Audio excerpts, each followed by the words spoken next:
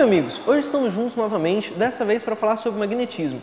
Para introduzir a nossa matéria, a gente precisa olhar para a estrutura de um ímã. Um ímã que é capaz de produzir um campo magnético ao seu redor. Então, veja bem, quando nós olhamos para o ímã, nós sabemos pelas suas propriedades que ele possui dois polos, um polo norte e um polo sul, aqui representado pela letra N e S. E, em amarelo, representei para vocês as linhas de campo magnético, representando que esse campo sai do polo norte e na sequência entra no polo sul. Esse ímã ele pode interagir com outro ímã, um polo norte interagindo com o polo norte, por exemplo, gera uma força de repulsão, um polo sul interagindo com o polo sul também produz uma força de repulsão, então a gente sabe que polos de mesmo nome se repelem. Ou ainda a gente pode colocar uma terceira possibilidade, um polo norte para interagir com o polo sul. Nesse caso a gente tem uma força de atração, polos de nomes diferentes se atraem.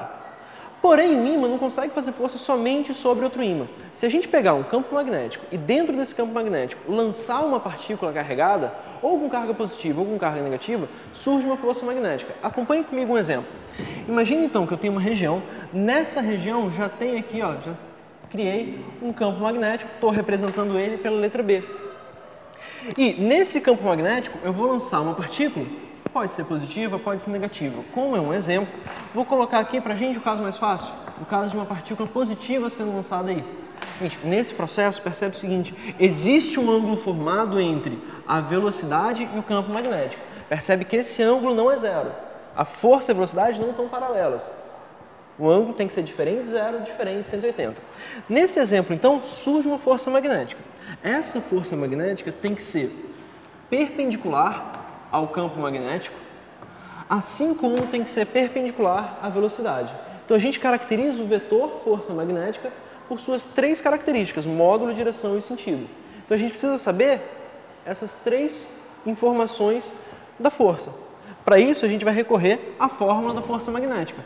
Sendo uma grandeza vetorial, coloco aqui, força magnética, está relacionada com a carga, com o valor da carga e se ela é positiva ou negativa, assim como depende do produto vetorial entre a velocidade e o campo magnético. Chegamos aqui então na fórmula da força magnética, só que isso aqui ainda dá para mim um vetor. Para saber o módulo desse cara, eu tenho que pensar como esse ângulo é diferente de zero, a gente então tem o módulo dado por a carga, o módulo da carga vezes a velocidade vezes o campo magnético, e surge aqui uma função trigonométrica, como é um produto vetorial, seno de θ. Então, está aqui o módulo da força magnética, que é VB seno θ. A direção a gente já discutiu, tem que ser perpendicular ao campo magnético, assim como tem que ser perpendicular à velocidade. O mais complicado para a gente aqui é determinar o sentido dessa força. No meu exemplo, eu coloquei um sentido vertical para cima. Agora, poderia ser vertical e para baixo. O que vai fazer eu determinar isso aí? Para isso a gente usa aqui uma setinha. Na realidade, o sentido ele é dado por esse produto vetorial. Agora, esse produto vetorial a gente acha aqui, usa o dedão para representar a força, o indicador para representar o campo magnético e a velocidade a gente representa aqui pelo dedo médio. Então ficou força, campo, velocidade. Os três vetores, percebe, usando a mão esquerda, força, campo, velocidade. Quando a partícula for positiva, é o exemplo que eu dei. Comecei com ele porque ele é mais simples. Quando a partícula é positiva, o sentido da força vai ser o mesmo sentido que a minha mão está indicando. Ou seja, vai ter o mesmo sentido do produto vetorial VB. Aqui então, a regra da mão funcionou. A regra da mão esquerda está funcionando direitinho, partícula positiva. Porém, se a partícula for negativa, aqui complica um pouquinho mais. A gente lembra que se eu colocar um sinal de menos aqui, eu estou invertendo o sentido do produto vetorial. Logo, se eu achei aqui meu dedão indicador, meu polegar para cima, quando a partícula é positiva, você pega esse vetor, multiplica por um número negativo. Então, a conclusão que a gente chega aqui, quando o valor da carga é negativo, o sentido dessa força é contrário ao produto vetorial VB.